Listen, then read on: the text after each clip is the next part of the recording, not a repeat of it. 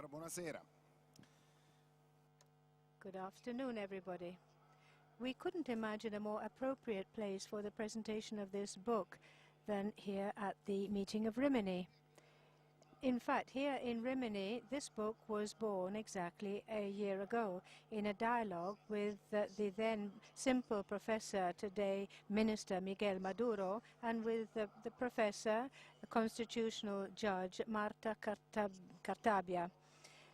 The cue for this volume is a dialogue that started here at the meeting, and this should be remembered because the meeting is not just a platform for many authoritative celebrities and people who bear witness. The meeting is a great place of exchange of ideas, and especially the people that bring these ideas change their ideas. This is increasingly rare, but it's fantastic when it does take place. The cue, as I say, for this volume is a statement. Today, the Church is increasingly accused of entering into the public and legal discourse and debate wrongly. And it is said that the Catholic religion tries to dictate the dialogue and distort this dialogue.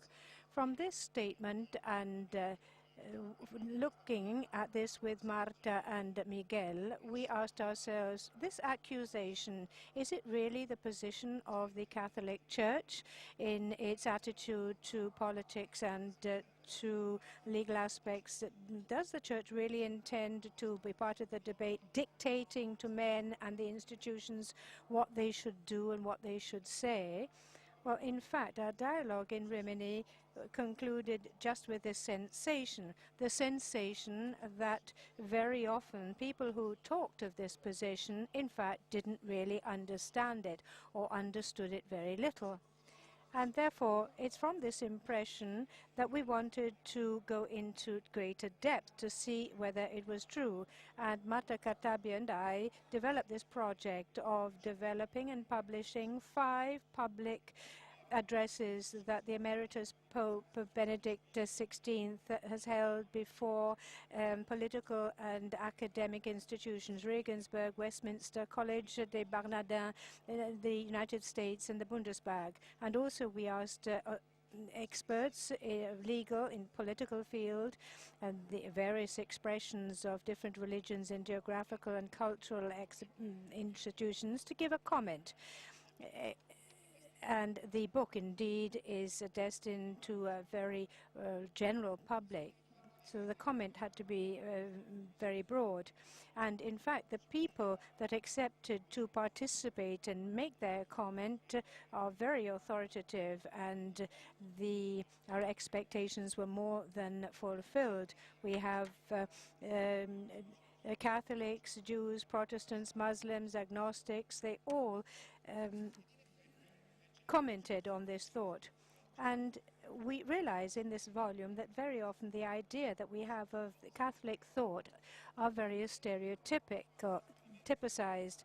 For example, if I were to invite each of you here to give your opinion as to what the content or the themes talked about by the Pope in his addresses, and you were to indicate the themes, very probably you would think of defense of life, euthanasia, contraception, divorce, same-sex marriages, and so on. And you'd all be very surprised that there's nothing of that in any of these texts.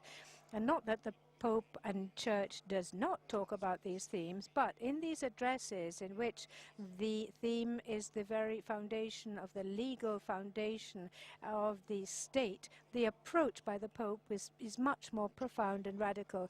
There is nothing more distant from the position of social doctrine and political doctrine of the Catholic Church than to appeal to the principle of authority when it intervenes in the public debate, as as some other religions do. As Benedict XVI says in perhaps his most famous address in Berlin, in history, legal systems have always been motivated on a religious basis. On the basis of a reference to a divinity, it is decided what is right for man. Unlike other great religions, Christianity has never imposed upon a state or society any revealed law, and no legal system is derived from a revelation. It has looked to nature and reason as the sources of law, and has referred to the harmony between objective and subjective reason, a harmony which is presupposed to be the sphere that is founded in the creative reason of God. And I think this sums up the thought of Benedict XVI, not revelation, but region and nature, and a correlation of these two. These are the legal sources which are valid for everyone. So this content of the addresses that we gathered and the comments that we gathered in this book is something we'd like to talk about this evening. We'd like to see how we assess this position expressed by the Emeritus Pope and the doctrine of the Church. Is it sustainable as a position? Can it be shared? Is it suitable for the challenges we have to meet today? To discuss this, we have invited 3 experts and scholars who are equally authoritative as those who have written in the book. One is Professor Weiler, and he contributed, in fact, to the book. But allow me to say that they are also especially great friends of the meeting, all 3. Professor Paolo Carozza is Professor of Law and Director of the Kellogg Institute for International Studies of the University of Notre Dame in the US. Professor today Minister Luís Miguel Poiares Maduro. He is a Minister for Regional Development of the Portuguese Republic of Portugal. And as last but not least, as we always say, Professor Joseph Weiler, who's director of the Straus Institute for Advanced Studies of the Law and Justice of New York. The applause, in fact, proves that what I say is right. And as of September, he will be the Dean of the Fiesole European University Institute in Fiesole, Firenze. So we've got him back from the States. Well, the idea is to understand and to dialogue with our speakers to see whether this position expressed is sustainable. And I'd like to start with Paolo Carozza, especially starting from the particular position that he has. He directs an international study center on democracy, on the state of law and freedom. What is the state today of democracy in the world? What is the condition of the state of law? These are themes which are dealt with in the book all today seem to be checkmated. What is the current situation today? Thank you, Andrea, and thank you all. Thank you all of the meeting, the organizers and the guests of the meeting. Being here in this place where thousands of people come and you feel that you're really in a place that is a place of encounter, of meeting, of surprise, of novelty. This is quite moving and quite exceptional. With regard to democracy, I think it's obvious that today democracy is suffering a crisis for everywhere in the world. 20 years ago, my study institute, my research institute, announced the victory of democracy in Latin America. The dictatorships had been defeated. It was a new era that about to take place. The collapse of the USSR, the emergence of the new democracies of Eastern Europe, which we'd also turned a page in South Africa with the triumph of human rights over a system that oppressed human dignity. And yet, where are we at 20 years on? Not only have we not consolidated the victory of democracy, we've made certain steps backwards. Democracy is in crisis everywhere. In Latin America, which is where we started studying the situation, there are huge challenges which put great pressure on democratic life. But also in rich countries, in the US, very often politics is reduced to a clash of already established positions without real dialogue, without the possibility of working for the common good, despite the enormous social challenges and needs. And the same applies in Europe. It's not just an economic crisis that we have, it's a political crisis, an inability to work together, to act together for the common good. And also the very few places where we have had a breath of a new wind of democracy blowing in Arab countries. Well, here we see that there's a storm abroad now. Forces have come into play that show that despite the victories of 20 years ago, we are not yet able to sustain democracy as a political system, as a political way of life for the common good. So the question, or the first question that this book has aroused in me was this. They're not addresses which make us think of political theories in abstract, of democracy for the common good in abstract. On the contrary, these addresses look at cases of emergency, current political and human issues are dealt with. And he offers a proposal of dialoguing together, of reasoning together, of a dialectic, looking at great principles that serve to meet man's needs today. Therefore, I'd like to stay on this world scenario that Paolo has looked at, and I'd like to address Professor Maduro. Part of this global crisis of democracy is a political one, because especially one of the points that the book insists on, as Paolo says, is this connection between political decisions and reasons, reasonableness as being one of the founding principles. But today we have the impression, rather, that democracy and the choice and the ability to act politically is in crisis on this very point. The ability to measure up to reasonableness. So how do you see this question of reason and of political decision-making?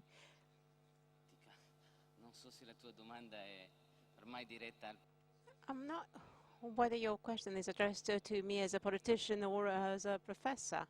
Well, you're both now. Well, first of all, let me thank the organizers for inviting me back to the meeting. I'm very pleased to be back here, even more so in a different capacity vis-à-vis last year. Rimini meeting is an area where a lot of dialogue takes place, and this, I believe, is one of the strengths, one of the pillars of Benedict book. The idea, as Andrea said, came to us together with Marta last year. My own personal objective, I wanted to study documents that I was not very familiar with and do so without any previous bias. And I didn't have the opportunity to devote as much time as I wanted because in the meantime I was appointed as minister, but before being appointed and even again in the last few days I got the opportunity to go back to these texts, which are thoroughly fascinating. I've been through them, I've read them, and I must say that I am not an expert on the subject as much as the other panelists are. I read those texts as an expert on the constitutional law and without any bias. I was very much interested in reading those. And then I'd like to identify three major issues, and then I'm going to take your question in a minute. So the three major issues that I'd like to identify is the request for a public reason that is more open to faith. I believe that we need a correspondence between this and another dimension that is often touched upon by Pope Benedict. And then I'd like also to refer to the constant ongoing relationship between reason and faith. Reason very much understood as the research for human nature. Reason and faith are mutually inspirational. And then the third thing is a dialogue as a fundamental tool for public reason, as a tool to reconcile. And again, I'm no expert on Benedict's writings, but I think that is also one of the objectives of this book. So I see an important objective that are reconciling reason with the public reason with individual reasons, the different and diverse individual reasons. Well, I believe that three main aspects are all important when trying to understand and react and take up the democratic challenges of the present time. I'm also answering your question as a politician. Being a politician, I got a different perception about politics itself and democracy. I believe that democracy has to face up three main challenges. The first challenge, and then all these challenges are closely related to the dimensions that I identified earlier on, that I believe come out quite strongly out of Pope Benedict's writings. So one is the challenge to the space of politics. Politics was born out of the interdependence and closeness, but now there is no relationship between interdependence and closeness. So much so that our democratic traditional spaces that were centered on the state nations do not correspond to the states of interdependence, of social relationships.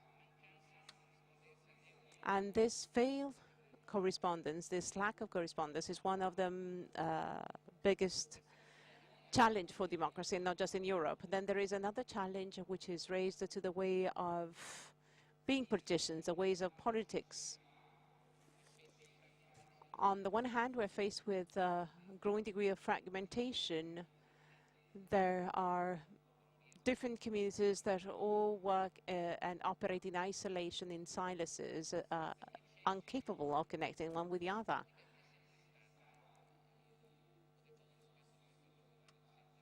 Well, I've been saying as much in Portugal, you know, a democracy, in order to exist in the political space, you have to have some degree of simplicity, i.e. the possibility to make a very complex issue understandable and accessible to all. Well, this degree of simplification shouldn't become a falsification, otherwise politics becomes just but populism. And this is a very serious risk nowadays. As a matter of fact, there's lots of information. There's a growing possibility of falsifying many issues that belong to politics. As a matter of fact, it is very difficult to try and understand how to bring about public decision-making mechanisms. And then the third challenge is that given by time.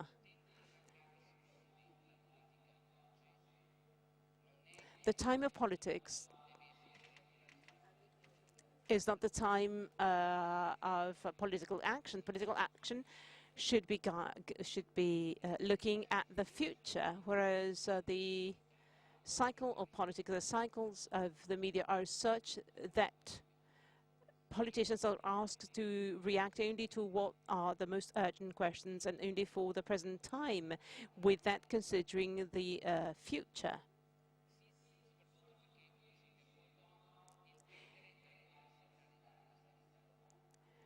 We should always be reminded that we have to aim at universality, fighting against fragmentation. The reason for public action shouldn't be just necessarily connected to a local community but should be connected to the human nature at large. And this, again, is to react to the problem of the space of politics. Joseph is probably touching upon this aspect. In the book, there's a tension between general reason and individual reasons. I believe that the dialogue also has an important role to play. And this is a feature, as a constant feature of the writings of the Pope.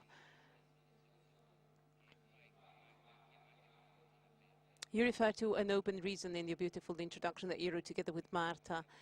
Well, I believe that this is a way, certainly, to take up the challenges that I have identified. Thank you very much for your answer. As a matter of fact, in answering my question, you have raised many other issues. There's one issue in particular that you've just raised. And to try to make this talk more lively, I wish to go back to what you just said. Miguel indeed referred to this issue, reason. This has been said. Again, there's a strong hope in the words of the Pope on reason, open reason, as we said. But the feeling I got when reading your essay is that you're a bit more skeptical on this power of reason. So are you against rationalism?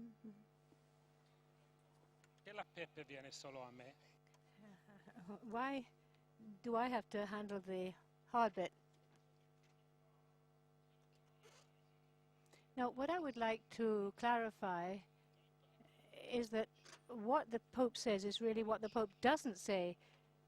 He says it's very important that the classic discourse of our pluralist liberal democracy is that we accept that there are socialists and liberals and conservatives and Christian Democrats and so on within the public space and arena, and that democracy allows for a socialist majority or a conservative majority to impose through the democratic process, as long as it respects human rights. It allows, through the law, this majority to impose its will. And says, why is this? And the answer is that even if there are socialists on one hand and conservatives on the other, both accept a common logic of reason, of values that belong to everyone as human beings,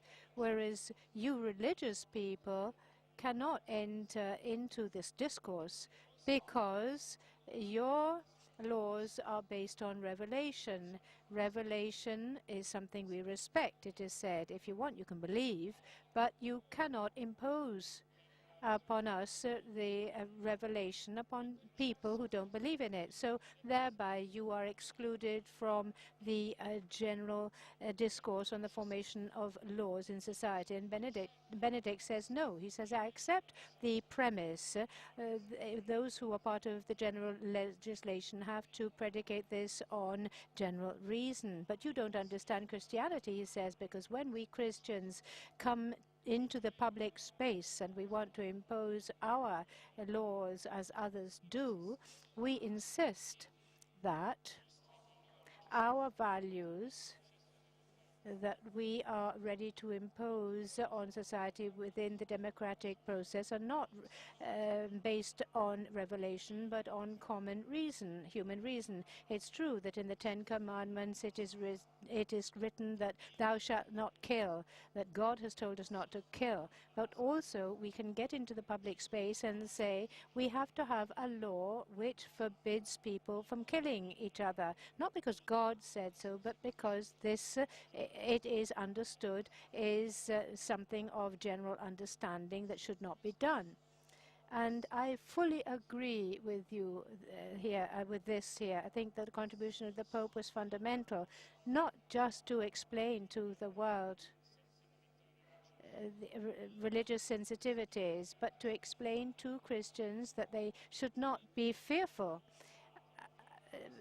and their legislative views can be based on general reasonableness, and therefore they should not be fearful of entering the public arena along with others and be part of the democratic activity. And I agree here fully, but there are two dangers which, according to me, perhaps I didn't understand properly, but I think there are two areas where we might get what Benedetto said wrong. There are two possible areas of error, in other words. The first is to think that religious life, the legislative and legal aspect of religious life is something which is exhausted in that general aspect that belongs to everybody. That's not true. The Christian must be an ethical, moral person, must not steal, must not tell lies, must not kill, and so on. But the Christian also has to go to Mass. Now, this is a Christian norm and law, but it's not a Christian law that he can apply and oblige everybody, i.e. to go to Mass, because for us religious people, our laws are not just this ethical moral which belongs to us as human beings, but our legal system is also based on holiness. We have to be moral, ethical, but also we are seeking for holy life, and that imposes laws which does not impinge upon others, but it impinges upon us. And there is a danger with the enthusiasm of the Bundestag message, for example, that the believer can say, well, all I have to be is an ethical, moral person. I mean, that part of the religion which is born not just from revelation, but is rooted in a general reasonableness, well, then I'm a good religious person. And that's not the case at all. That has to be remembered. Second thing, we can think that or believe that the laws which come from revelation and which we never try and impose upon others, that these is not reasonable. But this is another big mistake. Going to Mass, to give you an example of yours, is a norm which I will not try to impose upon all citizens, but I will never say that it's unreasonable to insist that Christians go to a Mass, because why? Because in a Christian life it's not sufficient to be a good person. You have to have the presence of God in a Christian's life, and the presence of God in a Christian's life is also comes about in accepting the Eucharist, going to church. In other fact that it comes from the revelation or a revelation does not mean that it's unreasonable. Let's take our laws at the Sabbath.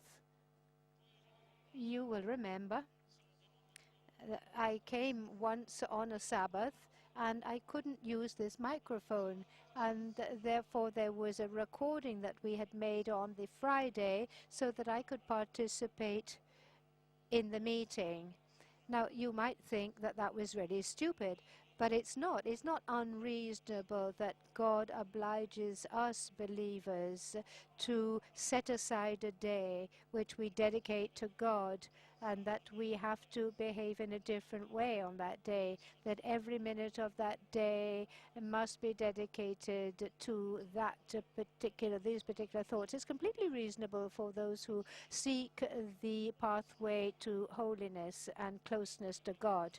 Our eating habits, we mustn't eat pork, but we can eat lamb, we can eat salmon, but we can't eat crustaceans. And you think, well, those poor people, what are they doing? But when my children ask me, why do we have to abide by these laws, I say, well, it's very reasonable, because every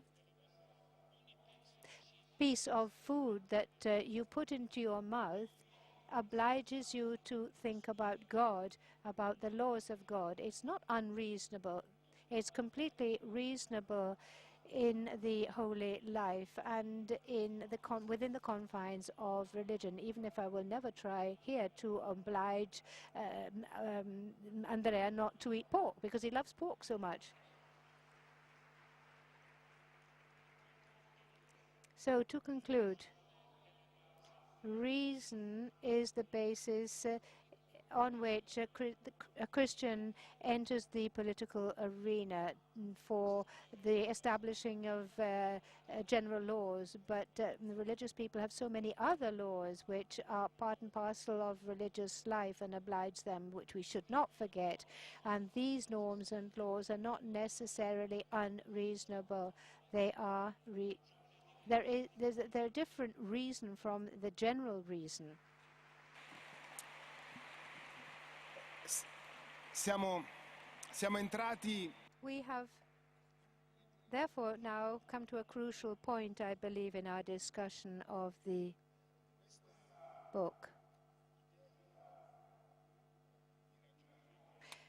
This idea of reason that Joseph has expounded to us, this complex view of reason, it's a broad view of reason, is increasingly coming under challenge today.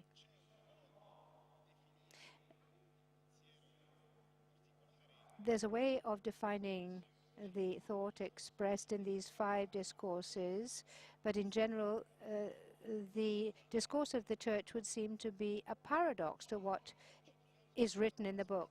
And today we're facing a challenge which, as Paolo said in his introduction, which 20 years ago was unthinkable. We are living side by side with people who might have a religion, an ethnic group,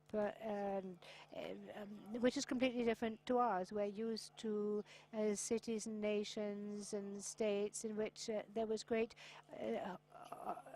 cultural, political, and ethnic homogeneity, but that's not the case today. We can live in the same apartment block and have very different cultures, creeds, and races living in the same apartment house. So the Catholic Church seems to be labeled with the fact that there is an unresolved tension between truth and pluralism.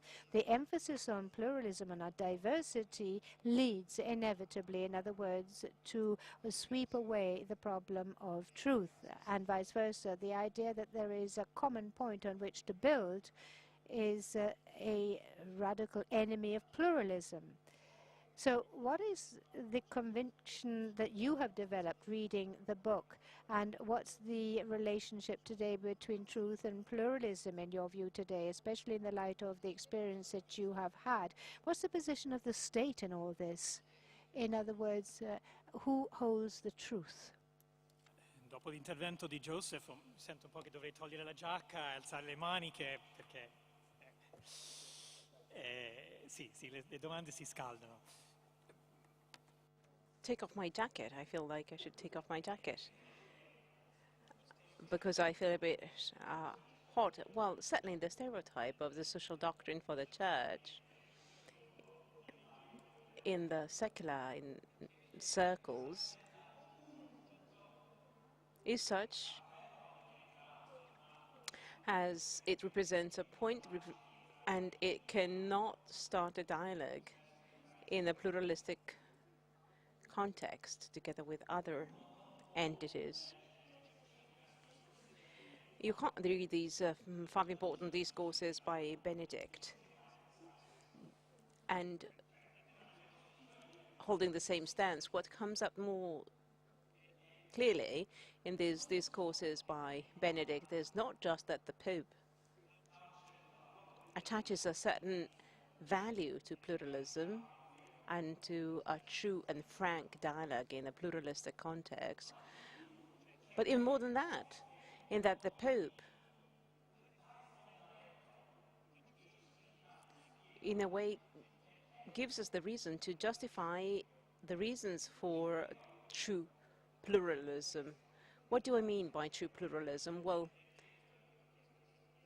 what Benedict refers to as pluralism is one which can really stress the human diversity.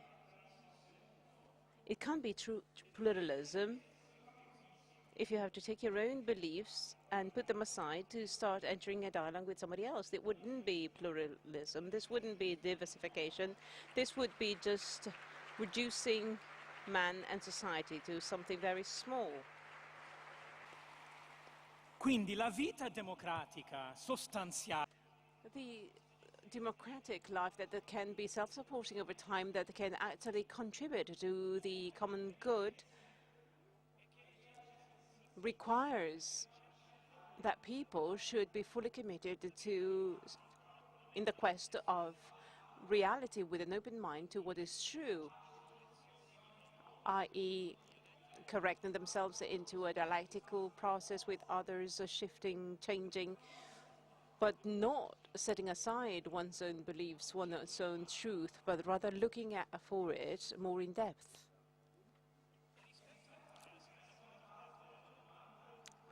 As to the second part of your questions, and that is, how can we compare this vision of democratic pluralism and modern life and the practice that is carried out by states and governments worldwide? Well, the paradox is even starker. That is,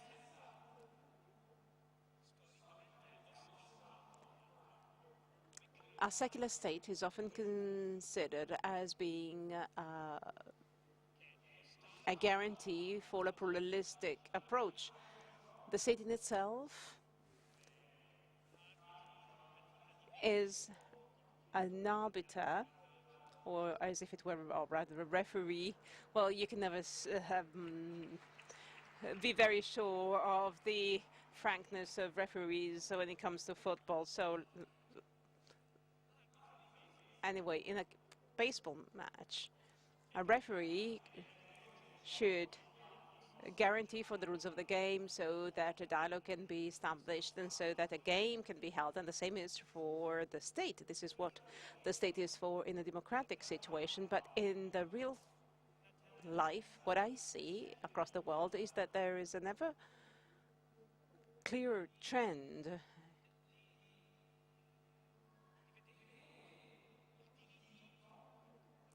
whereby law or state politics is considered not as being a champion for pluralism and human diversity, but rather the state being a champion for the homogenization of society, as if the state were imposing a single vision of the common good that is all-encompassing,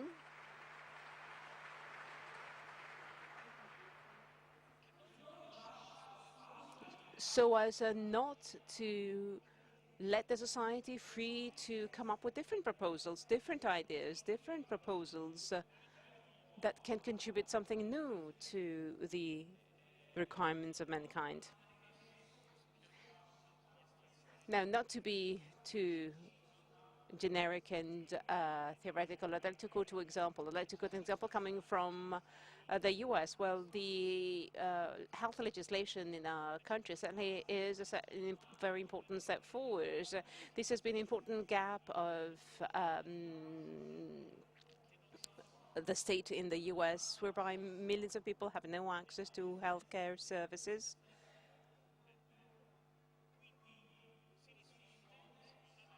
So a law has been passed, and rightly so.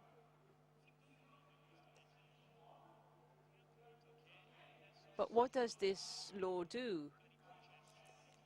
Now, there are different trials in the courts of the United States, one in my university against or versus the US government, because such a narrow vision, such a monolithic vision is imposed on the common good so as not to leave any room to diversity of different institutions, of different religious communities.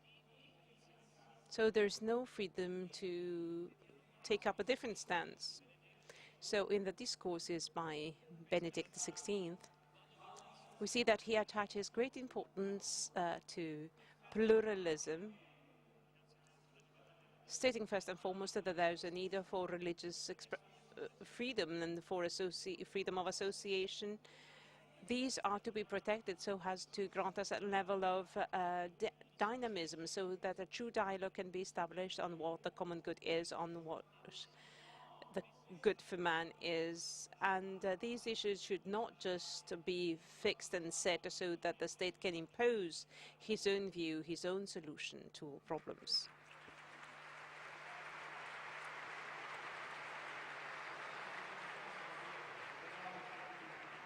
In the interest of time, I think that we should put our hands together afterwards. Now, I think I would go back to the issue of the state later on. Now, there's another subject that I'd like to cover, i.e. the issue of pluralism. There is a positive presentation of pluralism in the discourses presented here, discourses by Benedict XVI, whereby differences are not erased or done away with. All diversities are not equal, but diversities are diverse. And Premier-elect in his opening speech referred to the concrete aspect of political action. Let's make an experiment. Let's imagine that a vote is cast in a society with different ideas, and let's imagine that the majority of a certain society has a certain idea, an X idea, and thus eliminating those who maintain X, Y, and Y, W, whatever stances. So the majority has made a decision. That decision has been a democratic decision. Isn't that a paradox for democracy? This is perhaps one of the most difficult democratic and constitutional issues. For me, it's one of the most interesting questions, in fact, reading the addresses and presentations, this tension between the general reason and specific reasons, and expounded by Benedict XVI, and on the other hand, the defense of pluralism and different identities. And this is expressed also in the discussions that appear in Macruden's text, especially with regard to democracy, on the criticon that McLuhan has with regard to this. And also he goes back to the question of the majority. The idea, and here Benedict XVI is very clear in the Bundestag that there are limits to the rules of the majority. He's very clear when he speaks to the Bundestag on this. And this is nothing very new to constitutionalists today, because we have learned that we must be fearful, just as we must be fearful of the few, we must be fearful of the many. And the true sense of democracy, the real reason for democracy and of democracy is not the largest number, but the equal human dignity, which in a democratic space is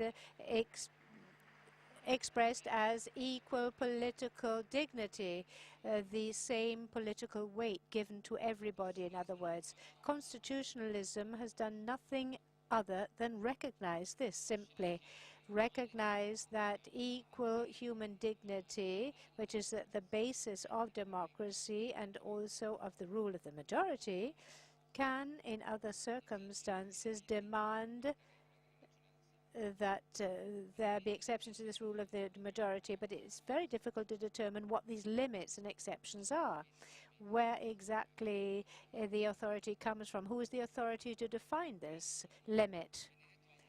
And Benedict here has a naturalist approach that puts reason in relation to human dignity and a human being.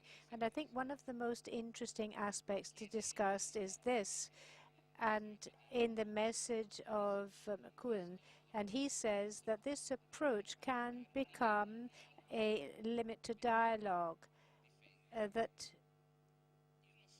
Benedict defends. I'm not sure if it's a response, an answer, however. It's a very great difficulty because it is a response which is difficult. You have to respect that universality, the fundamental nature of human dignity that Benedict defends. But on the other hand, it's also important to recognize that in contemporary societies, we cannot have an authoritarian definition. And perhaps an answer to this would be to say that Benedict proposes a process of a discovery of naturalist reasoning, whereby reason, and I don't know whether Joseph can perhaps help us here and clarify this. For me, for Benedict, reason is not just a common language. That's clear for me.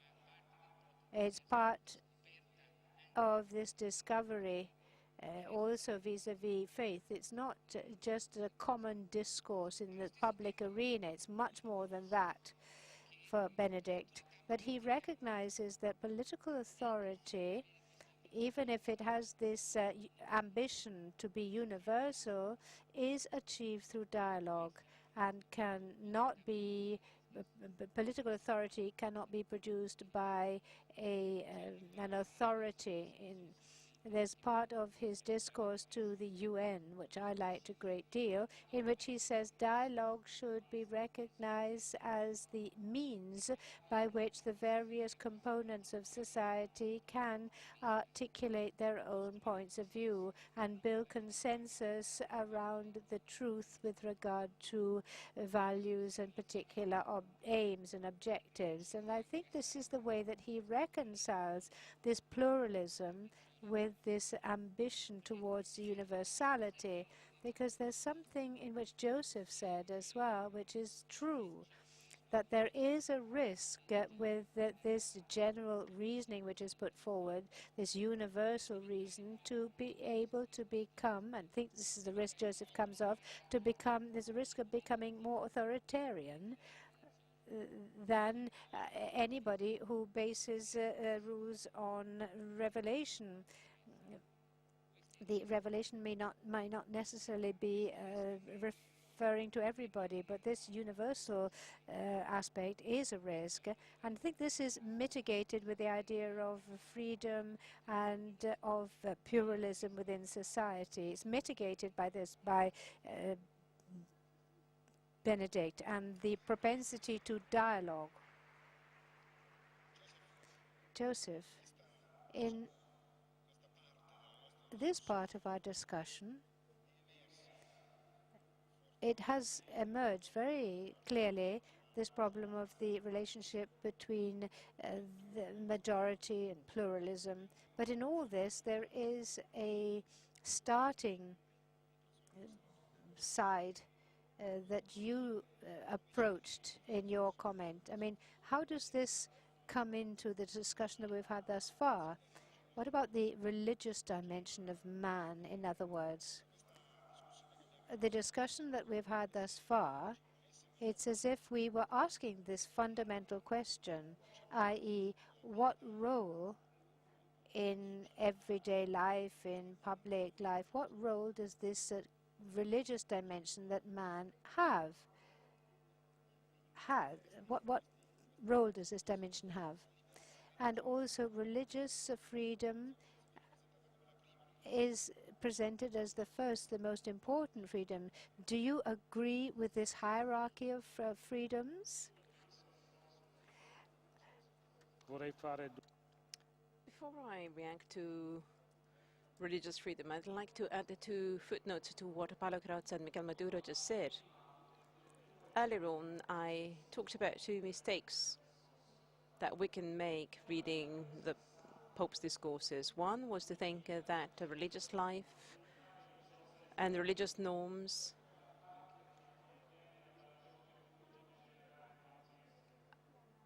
has done away with the human reason. And the second mistake was that we should not think that all religious life based on the revelation, as for you that Jesus came and that he was crucifixed.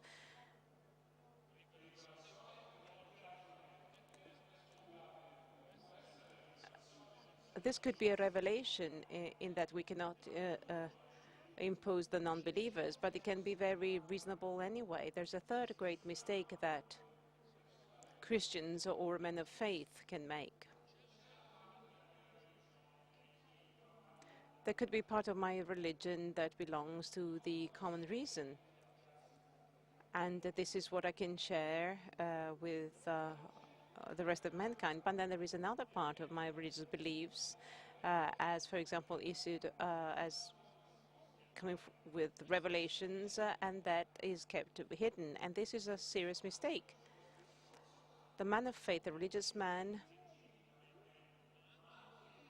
can legitimately and should walk into the public arena with all the testimony, with all the witness of his religious belief, with all his truth. And he should not try to impose on anybody else, but put forward his faith. I think about our civilization without a vibrant Christian voice. It could be unthinkable of.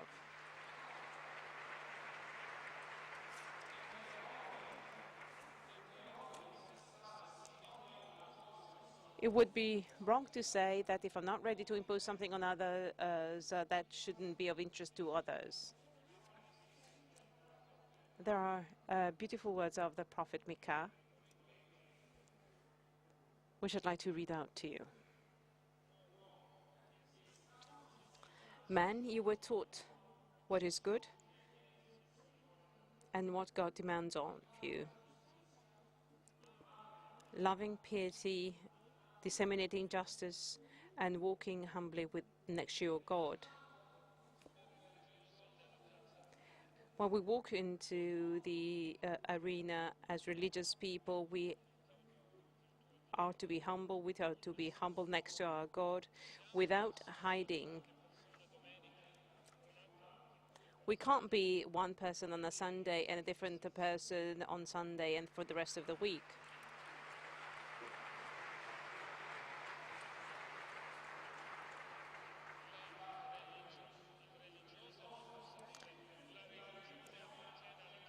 Religious people cannot say that religion only belongs to church, and when they go to work, they cannot stop being religious.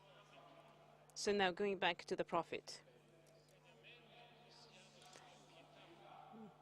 The Christian teaching on piety is noble, beautiful, really moving.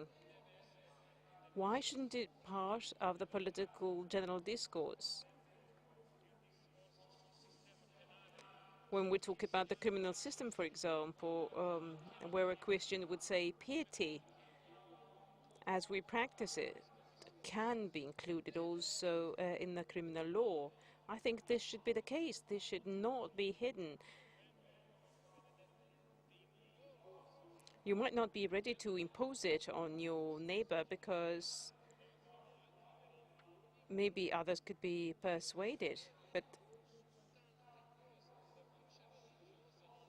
the religious voice does not just translate into laws. Piety, for example, tolerance, forgiveness. These are things that can be taught by the men of religion and can be presented in the open arena concerning that there are truths that are transcendent truths. This is another way of presenting life. This is not something that you kept hidden.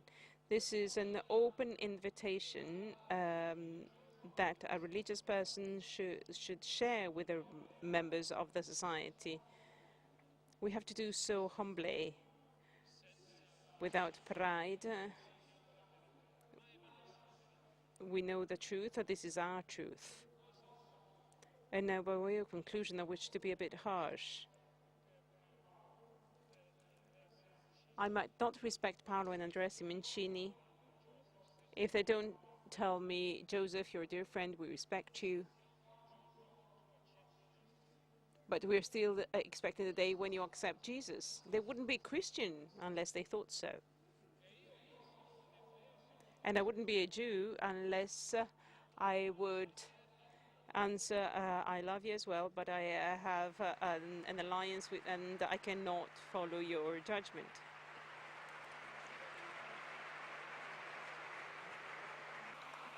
Abbiamo Okay.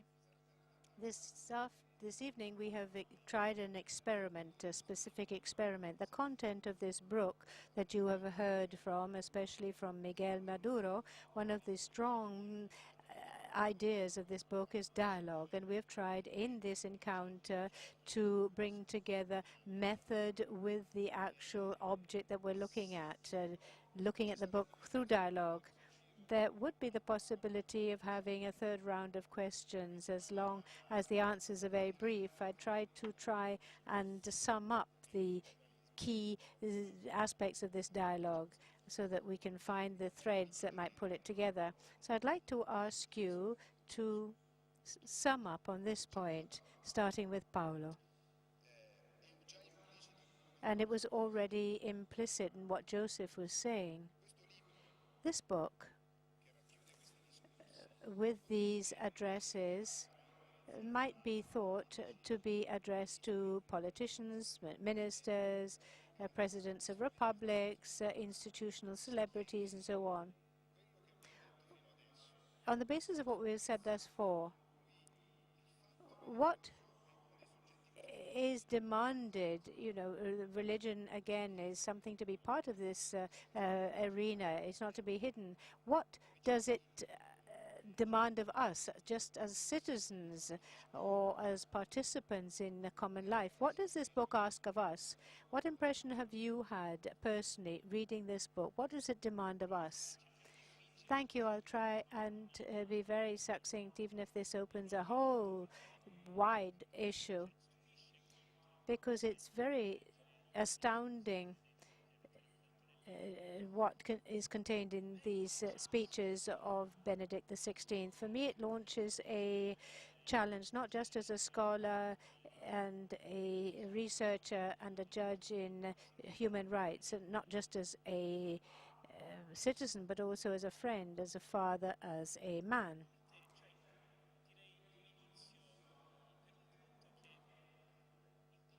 In part,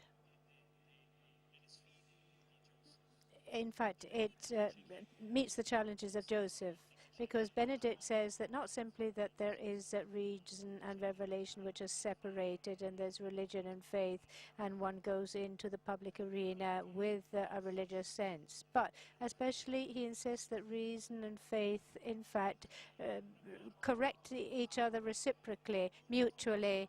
In other words, they enter into encounter with each other, and one starts, and one in fact limits the other. And this should start in me, he says. The response to McCrudden, and I responded to this, his comment is that human dignity is the basis of human society, but human dignity is not an abstract discourse. Human dignity starts with a human experience, an experience of being human, me being human, which allows me to recognize the dignity of others, and hence to love. And this becomes highly personal, therefore. The reason for Benedict, as shown by these addresses, is an intimate continuity between Benedict and what Pope Francis has already said in the first few months of his pontificate. Reason binds with love. It starts with love of other. Faith and truth find their accomplishment and their fulfillment in love of the other and of one's fellow man. And this is expressed by Benedict XVI in terms of global solidarity. That which is very personal is also very universal. It's very striking in what he says when he spoke to Westminster Parliament, and he said, how come there are such large companies that can't fail, and governments mobilize to save them right away, but there's no mobilization for the poorest among you? Where's the solidarity there for the third world that's suffering? So I wonder personally, after reading that speech, shouldn't every man be too large to fail?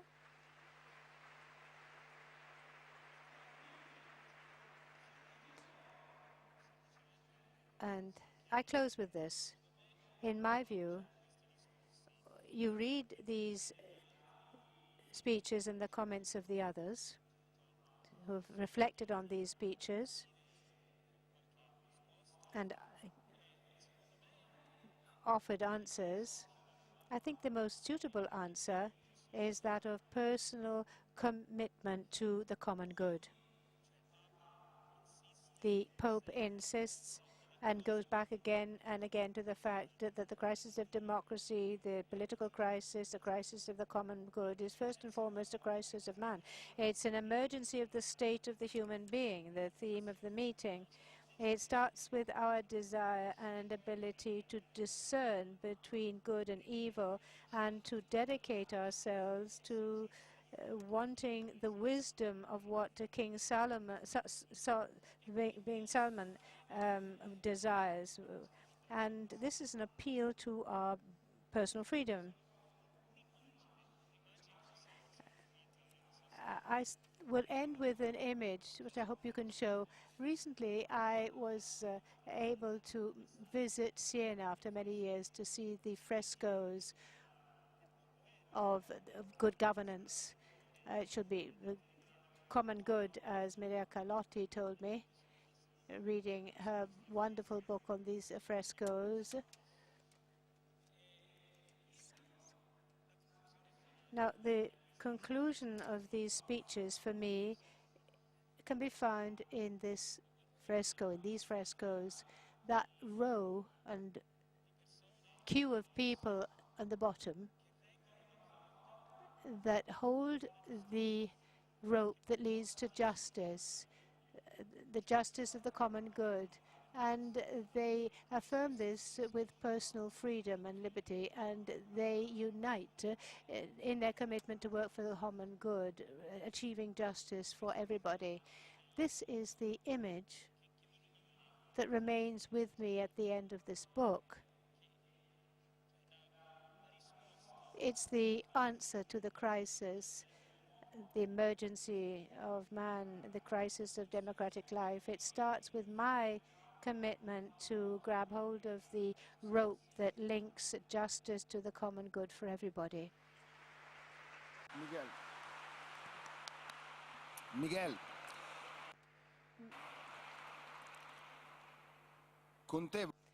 Miguel, I would like to raise the point of observation a little bit with you. This meeting, in fact, chanced its arm, as Professor Vittadini said the other day, perhaps trying to defeat a certain skepticism, the fact that this responsibility of ours is not just of us, Italy, us Italians. We are all part and parcel of this environment which is called Europe. And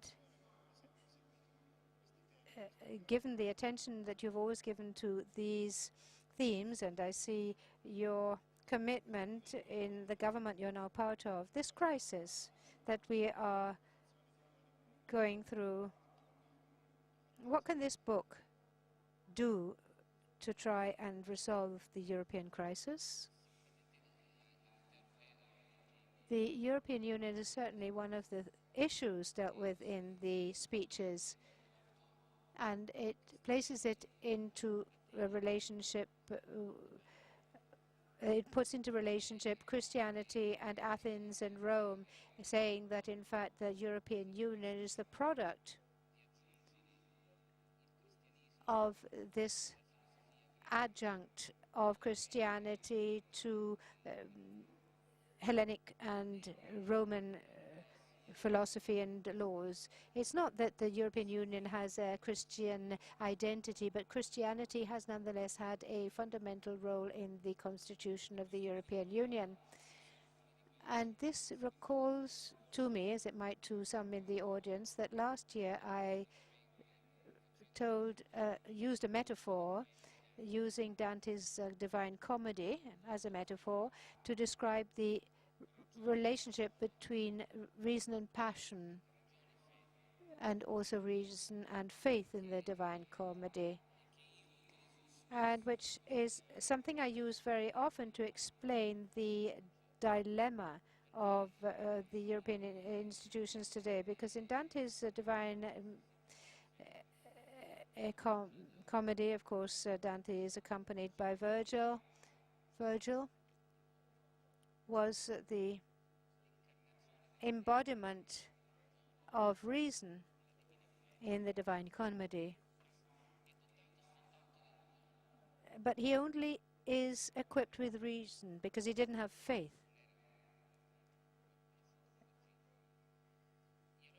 Faith was not of Virgil's day. So Virgil can't get into paradise.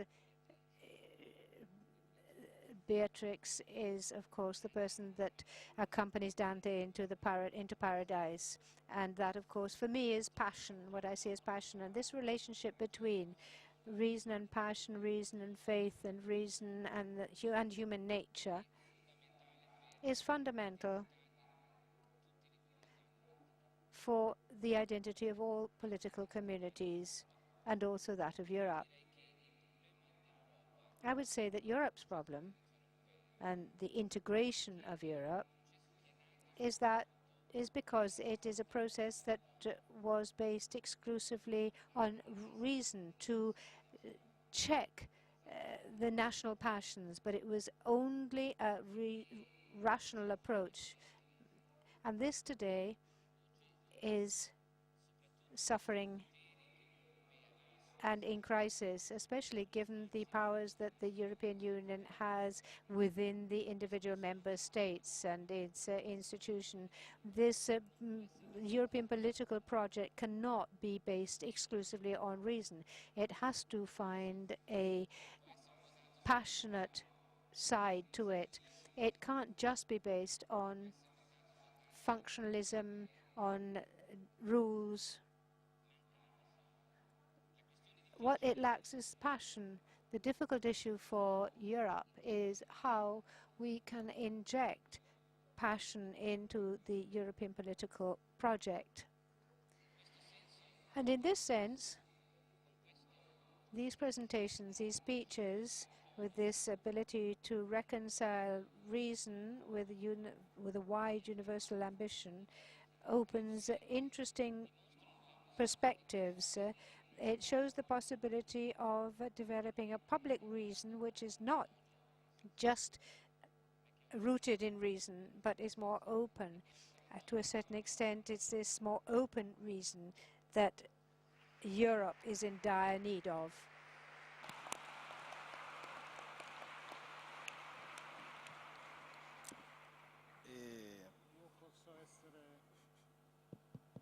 Posso essere molto breve. I'll be very short because your question finds an answer in the Bible. What should the religious man do? The man who was taught what is good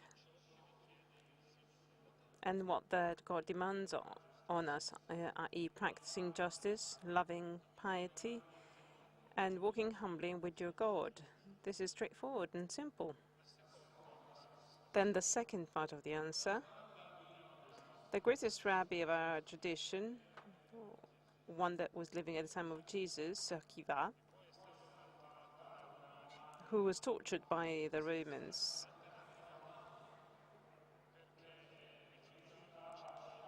Because he didn't accept the worship of the Romans, he was asked, if you had to take all of the law and reduce it down to one proposition, whatever it is, and in reply, he quoted a verse of chapter 19, verse 19, of the Leviticus. Love your neighbors if you were yourself. I am your God. This is your question, your answer.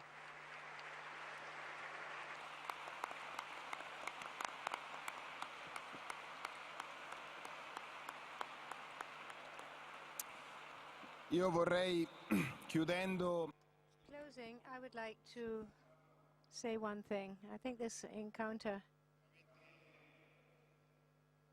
has really been very interesting from this point of view. In other words, we have seen not just three people who have spoken about dialogue, but three people that have dialogued. And I think this is one of the factors which gives to this thought, the thought that is gathered together in this book. It gives not just a theoretical value to the book and its thought and its content. The important thing about the thoughts in this book is that they're not just of great theoretical value, but they are words that can spur to action. And we have seen this in the very dialogue that has been triggered here. Now I'd like to end with a statement which is contained in an aspect that we haven't talked about a great deal, but I think it's a good idea to recall, which is contained in the preface to the book written by Giorgio Napolitano, the President of the Republic. And in this preface, Napolitano says that there is one particular aspect that characterizes Italy. For a long time, this has been consolidated. In other words, the non-exclusion of the religious factor from the public sphere, the conviction is abroad that, in fact, the religious fact has to be respected and in the public life. I think this is a very important statement given the celebrity of a personage like this. He is the president of all Italians. We know that he has a particular political hue, but he is a representative of our republic in which each of us participate, in which each of us are part.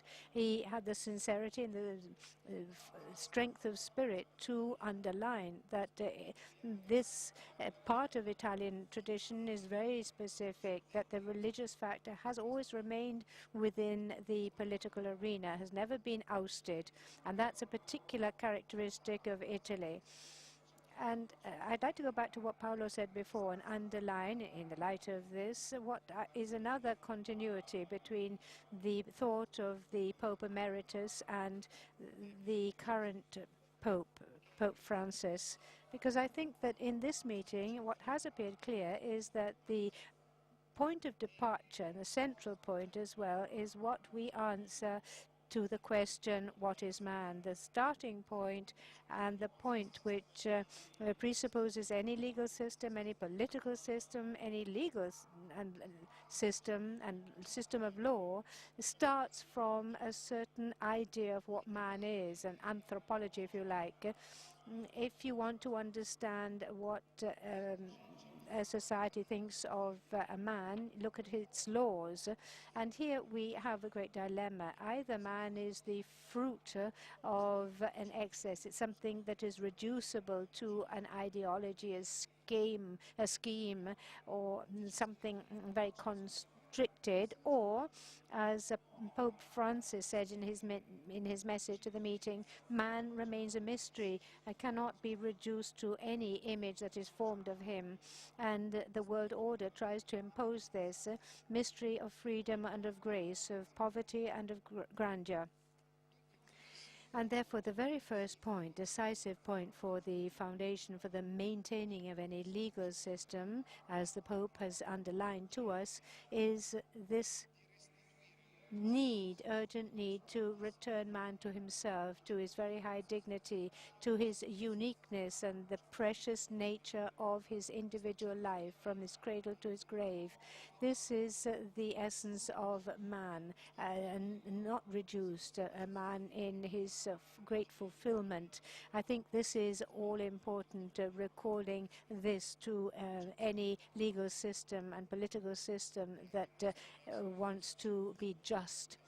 And another aspect that I think has come out and should be underlined is that if there is this role of faith in the public arena, what is the specific contribution that faith can give in this public arena, whereby if such faith and religious attitudes were not to be expressed, the public arena would be impoverished as a result.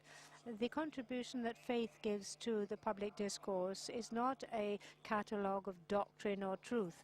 The contribution that Christian faith in particular brings to the public space is not the contribution of a doctrine, because in Christian faith, truth is not a doctrine, but is a man, is a person. And therefore, this contribution inevitably, and the relationship with truth, must be itself a relationship. As was said before, it is an affect which leads to truth. There is the latest Lumen Fide encyclica, I think, sums it up. The light of love can illuminate the questions of our times about truth. Truth today is often reduced to subjective authenticity of the individual, valid only for an individual's life. A common truth casts fear into people's minds because we see it as an imposition, as the intransigence of totalitarianism. But if truth is the truth of love, truth which is seen in the relationship with others, well, then it is freed from closure of the individual and can be part of the common good. I'd like to thank you all for participating in this meeting. And in particular, let me say that I'd like to thank the Italian Episcopal Conference for sponsoring this meeting. And I'd like to thank all of you who have participated this evening, and have a good meeting. Thank you.